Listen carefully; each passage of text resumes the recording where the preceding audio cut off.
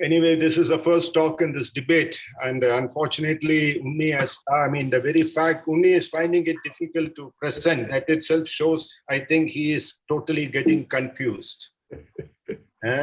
Anyway, I am talking to say that FFA and ICG is essential, basically because, these are the reasons. It clearly defines patterns, it's real-time and dynamic, it's possible to correlate with OCT, it can detect low-flow lesions, and Unni said about treatment. But treatment, what to give? Not everything is anti-VEGF. Some of them need laser, some of them need PDT. Can we decide that based on Octa alone? Very difficult.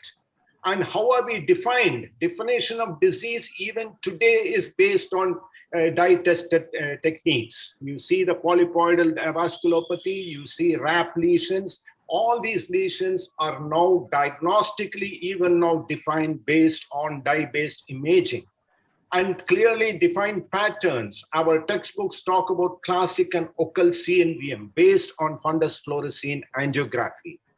And the real-time imaging and video imaging demonstrates very clearly, beautifully, the vascular anastomosis or pulsatile polyps, which is very important to detect because that can lead to a large hemorrhage if you are very aggressive in treatment.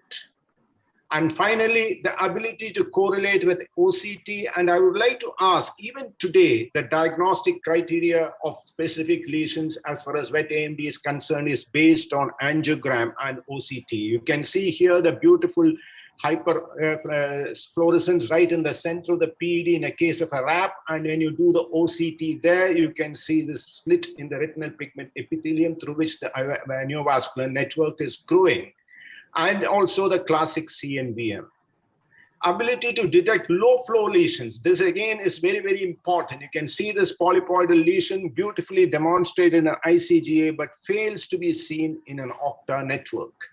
And this is not what I'm defining. This is what the textbook says, that fluorescein angiography has better sensitivity when detecting vascular lesions with low flow characteristics. Octa operates by capturing 2 consecutive B scans at clamping location to detect red blood cell information. And therefore, it's possible that low turbulent flow can miss some of these lesions, especially polypoidal lesions.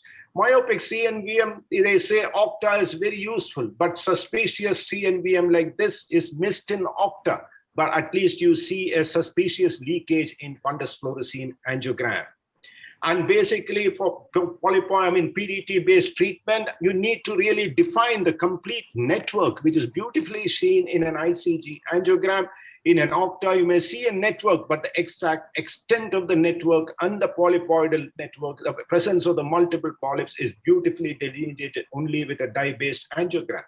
Field of view is definitely a great issue with Octa. Conventional Octa has got very little field of view, but if you go for a larger field of view with Octa, you need to spend a few crores of rupees to get a machine.